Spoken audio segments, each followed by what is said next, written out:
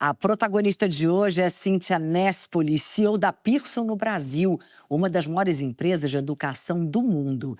Ela também faz parte do comitê executivo da companhia. Depois de construir uma carreira global nas áreas jurídica, de governança e estratégia, Cíntia assumiu o desafio de liderar a operação brasileira no momento em que a educação, a inteligência artificial e o futuro do trabalho estão mais conectados do que nunca. Cíntia, muito obrigada. Um prazer ter você aqui com a Obrigada a gente. você, Cris. Um prazer estar aqui. Quem é Cíntia Nespoli? Como é que você se define? Eu, na verdade, sou protagonista, sou extra, sou figurante, coadjuvante em diferentes searas da vida, né? Sendo mulher, sou mãe, executiva, sou aí uma pessoa que tem uma vida complexa buscando a felicidade. Você é formada em Direito. Em que momento você percebeu que a sua carreira poderia ir muito além da área jurídica? Eu já estou há bastante tempo fazendo uma tentativa e erro até que eu pudesse me encontrar. Então, eu já fiz vários papéis diferentes até entrar na carreira corporativa e entender que ali é o lugar onde eu me encontrei, onde eu tive mais sucesso, onde eu encontro a maior aí, felicidade dentro do trabalho. Né? Então, eu comecei dentro da carreira jurídica e recentemente eu tive a oportunidade de ter esse acréscimo na minha carreira, que é poder ter um trabalho de posicionamento, de liderança, numa seara completamente diferente da do direito, que é poder ajudar a Pearson a abrir novas oportunidades de negócio, a fazer aí desenvolvimentos, grandes parcerias, um trabalho bem diferente do trabalho de General Counsel que eu tenho lá na Pearson Global. Quais são as suas principais qualidades, na sua opinião, como líder da Pearson aqui no Brasil? Eu acho que eu busco ser muito autêntica. Eu acho que existe muito, né, muito se diz sobre enxergar o outro, trabalhar com o outro, atender a necessidade do outro. Eu acredito muito nisso. Eu acho que as pessoas têm que sentir isso de mim para a gente poder desenvolver relações de confiança e poder, então, progredir juntos, né? Então, a gente tem aí vários livros e vários trabalhos que dizem como você tem que trabalhar com os seus colaboradores, como você faz para desenvolver essas relações de confiança. Eu acredito, de uma forma bem simplista até, que você confia em mim quando eu confio em você. E a gente vai juntos. Então, acho que a maior característica para mim, e parece simples, mas na verdade é a mais difícil, é você ser autêntico.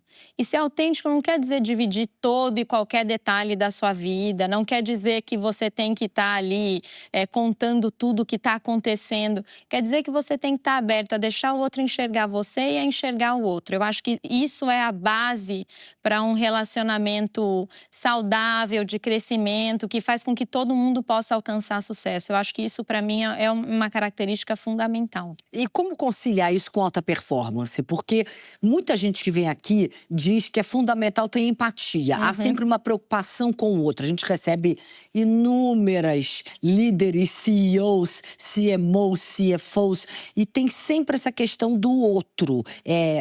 Para você liderar, você tem que gostar de gente. Isso é algo que é muito claro. É Então, verdade. como juntar a autenticidade que você diz, a empatia com alta performance, porque toda empresa precisa. Claro. Mas eu acho que até nisso, eu não acho que são conflitantes. Porque se eu não estou dizendo para você onde de verdade você está e como você pode melhorar, e você não está dizendo para mim, acho que uma das coisas que são mais incomuns é você escutar do outro como você, como líder, pode melhorar. Então, quando a gente faz avaliações de performance, eu tenho essas conversas, eu acho que a minha obrigação para aquela pessoa é dizer para ela onde ela está e ajudar ela a se desenvolver. Assim como a minha obrigação também é ouvir onde eu estou, né? Porque é um trabalho de mútuo respeito e de mútuo crescimento. Então, o meu time sabe que quando a gente tem esses momentos, esses encontros, eles vão ter um momento de dizer para mim, ó, Cíntia, você não está aqui me dando a atenção que eu gostaria, ou eu preciso mais de você nesse sentido. E como essas relações são relações de confiança, por mais difícil que seja essa conversa, existe sempre a intenção de que isso está vindo de um lugar de crescimento. Então, quando você constrói isso, fica mais fácil ter conversas mais sinceras. Você recebe bem crítica? Eu acho que eu acho que eu sou minha maior crítica. E isso Aham. por si só já Mas é um talvez seja mais perdimento. fácil a gente ser É criticado muito que a mais gente ouvir do fácil. É muito próximo. mais fácil. É. Mas eu acho assim que se eu não tenho a oportunidade de ouvir, eu sofro, tá? E eu sofro, eu fico lá me penitenciando, por que que O eu que que eu fiz posso desse fazer para jeito, melhorar? por que que devia ter, puxa vida, olha o que essa pessoa falou. Porque a maioria das coisas, quando a gente erra sem saber. E quando alguém diz Não, para e querendo você, fazer o melhor. exatamente, ali que você está errando, mas também se, por outro lado, se ele não me fala, como é que eu vou melhorar? É. Né? Então, assim, eu tenho muita abertura a isso, sim, profissionalmente, pessoalmente. Não quer dizer que seja fácil, eu faço terapia, eu tenho a minha rede de apoio, né? Né? Eu falo que a gente tem que ter uma rede que calibre a gente, tanto para cima quanto para baixo. Então, quando você está achando, puxa vida, errei, não tenho. A gente se questiona o tempo todo como ser humano, né? Então, você precisa de pessoas que acreditam em você, que vão falar para você: não, é só um dia. Amanhã vai ser diferente. Assim, quando você está se achando, né, maravilhosa, alguém fala para você: nem tanto, né? Vamos. Então, acho que ter gente que ajude você a ter um sistema de regulação ajuda também, porque daí você fica mais forte para ouvir os pontos de melhoria de uma maneira que você enxerga aquilo como ponto de melhoria mesmo, não como críticas à Aham. sua pessoa, sabe?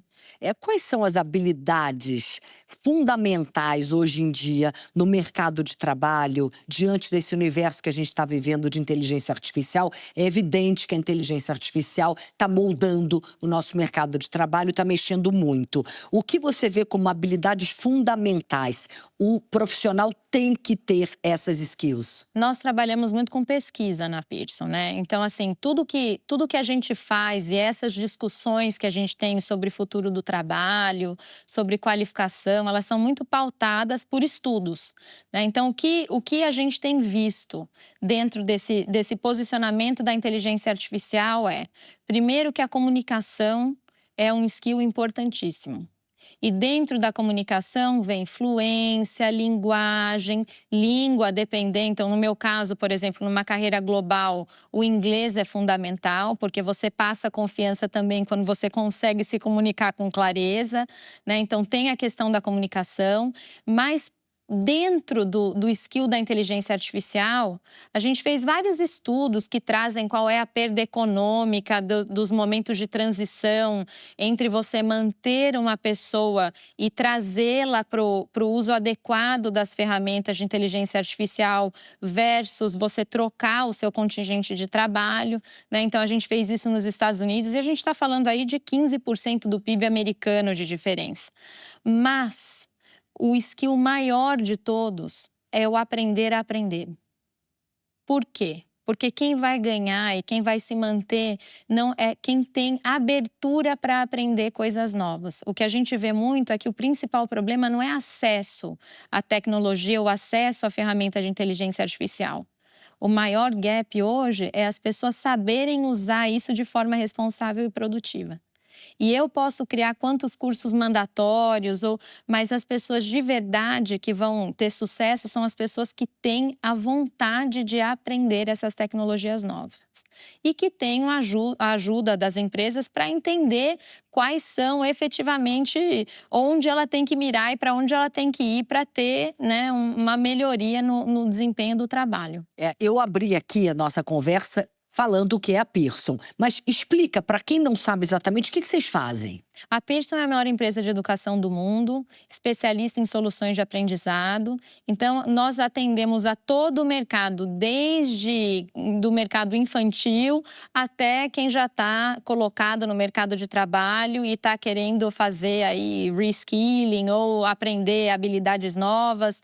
E a gente está presente em 200 países, tem mais de 18 mil funcionários em todo o mundo. Aqui no Brasil, a gente está muito forte no mercado de ensino de idiomas. A gente tem aí mais de 1.000 escolas Wizard, tem mais de 400 mil alunos.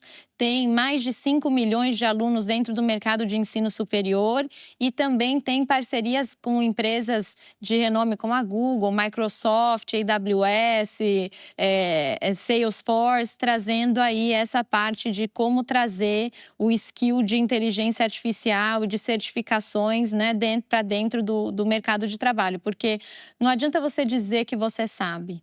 Né? Você tem que, a empresa que te contrata tem que poder ter a garantia de que você sabe o que você está dizendo que você sabe, o que você efetivamente aprendeu. Então, a Pearson também tem uma presença forte nesse mercado de fazer essas qualificações.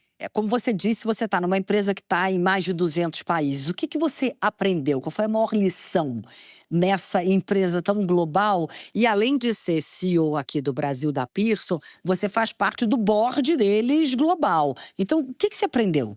Eu estou já há mais de uma década trabalhando com times multiculturais e em diferentes países do mundo, né? E aprende muita coisa, porque as culturas são completamente diferentes. Completamente diferentes. E eu acho que voltando até o ponto inicial que a gente estava conversando, o que eu aprendi foi: você tem que entender a cultura do outro ao invés de querer impor a sua própria. Então, assim, a maneira como você fala ou como você se relaciona com uma pessoa na China é muito diferente da maneira como você se relaciona com uma pessoa que está na Alemanha, com uma pessoa que está na Inglaterra, com uma pessoa que está em Dubai. Então, assim, liderar times multiculturais traz eu falo que é uma lição de humildade, sabe? É igual ter filho, que você acha que você tá linda. Minha filha falou para mim: mamãe, e essa roupa hoje? Então, assim, você tem que cada filho é completamente diferente um do outro. Então, uma acha que tá linda, outra que tá horrorosa, é uma beleza. Mas você ter realmente uma lição de humildade. Porque você tem que enxergar o outro, a cultura do outro, o limite do outro. E entender o seu também. Então, assim, o que eu aprendi ao longo desses... Eu já estou aí vou dizer, 12 anos, né, em times multiculturais. É que você tem que... Para você ter sucesso, a comunicação é muito importante. Por isso que volta sempre, né, no skill de como a comunicação é importantíssima para você conseguir chegar onde você precisa, né, com a equipe. E que você tem que estar muito aberto, de novo, a aprender. Porque é assim que você consegue acessar o melhor das pessoas e as pessoas conseguem acessar o melhor de você. Qual foi o maior desafio pelo qual você passou e superou? Eu acho que foi dentro da minha carreira jurídica em mercados internacionais, né? Eu estou nessa posição agora há 6 anos e antes disso eu cuidava só de mercados internacionais, né? Que é tudo menos os Estados Unidos, basicamente, antes na Pearson. Você está há quantos anos na Pearson? 14 14. Já. E como CEO? Há 2. Tá. 2. 1 ano e meio, mais ou menos, quase 2. Mas eu acho que o maior desafio foi que eu assumi a área de comunicação lá atrás. E eu era, né, advogada, não sabia, na verdade, como fazer a área de comunicação de uma maneira, né, adequada. E fui aprendendo. E aprender on the job, né, na hora, ele é muito mais difícil. Enquanto você está fazendo. Exatamente. Aí eu lembro que eu fiz lá uma coisa errada. E a minha relação, meu relatório de avaliação de desempenho veio lá uma nota ruim, que nunca tinha acontecido comigo, né? Imagina. Mas você percebeu que você tinha feito algo que você não deveria? Eu achei assim, foi um errinho, mas não foi tão grave, entendeu? Mas na verdade tinha sido. E eu aprendi isso com o primeiro CEO da Pearson, que foi meu chefe, que era um inglês. E ele falou assim: deixa eu te explicar o que está errado aqui. Então, assim, e foi difícil para mim escutar aquilo, porque é difícil você escutar que você não é a estrela aqui, né, sempre. Porque quando a gente vai ascendendo na carreira e vai chegando nessas posições de destaque, vai ficando cada vez mais difícil para você ver onde é que você está errando, né? Porque eu falo, as pessoas vão filtrando mais as coisas até chegar em você. Mas isso é ruim, você não acha? É ruim, eu também, mas é da natureza humana, natural, né? É da natureza humana. Então, esse CEO global, ele falou para mim: Cíntia, deixa eu te falar. E na época eu nem respondia para ele: vou te falar o que tá errado aqui, tá? E assim, eu fiquei agradecida, arrasada, né? Lógico. E nós mulheres acho que ficamos mais ainda. Arrasada, me penitenciando. Mas eu fiquei muito agradecida também. Porque se ele não tivesse me falado, talvez ao invés de eu ter entendido onde eu podia melhorar, eu tivesse só me sentido injustiçada. Poxa, foi só uma coisinha, entendeu? E aquilo não Por que só olham pro erro, não olham pro todo que eu entrego? Eu entreguei um monte, tinha entregue. E minha primeira reação foi essa. Então… Bom, tanto que você continua lá e virou CEO. Exatamente, não foi, né? E ele falou pra mim, Cíntia, é aqui, ó. É esse o tom. E dali pra frente… eu só cresci nessa área, né? Então, e aí fui reconhecida. E hoje, além do jurídico, eu cuido de relações governamentais lá fora, cuido de sustentabilidade, cuido de outras áreas, porque eu consegui ali superar o meu próprio ego, né? E melhorar, e trabalhar para melhorar. E comecei a ser reconhecida como uma pessoa que tinha essa habilidade. Então, acho que eu sou grata pela oportunidade de ter tido alguém que fez isso comigo e eu procuro fazer isso com os outros também. Porque esse sentimento de injustiça, quando a gente erra, também não ajuda a gente a crescer. Não, de jeito nenhum. O que você daria de conselho para mulheres que estão aqui nos acompanhando e que olham para você e almejam chegar a cargos de CEO ou cargos mais altos de liderança? O que elas têm que fazer? Primeiro é parar de achar que tem que ser perfeita. Porque a gente tem administra uma série de complexidades. Seja você casada, solteira, com filho ou sem filho, a carreira da mulher administra de verdade uma série de complexidades. E eu acho que a principal coisa é, amanhã é outro dia. Então, quando eu sempre procuro fazer meu melhor, mas se eu errei, amanhã eu vou fazer melhor de novo. Porque é não desistir, sabe? É tentativa e erro, tentativa e erro, tentativa e erro, tentativa e erro. E assim, precisa muito, muito, muito para eu achar que pode me atingir ou me derrubar. Porque eu acredito que eu estou fazendo o melhor que eu posso todo dia e se eu errei, no outro dia eu vou tentar ser melhor. Cíntia, para a gente terminar, o que significa para você ser protagonista da sua própria história?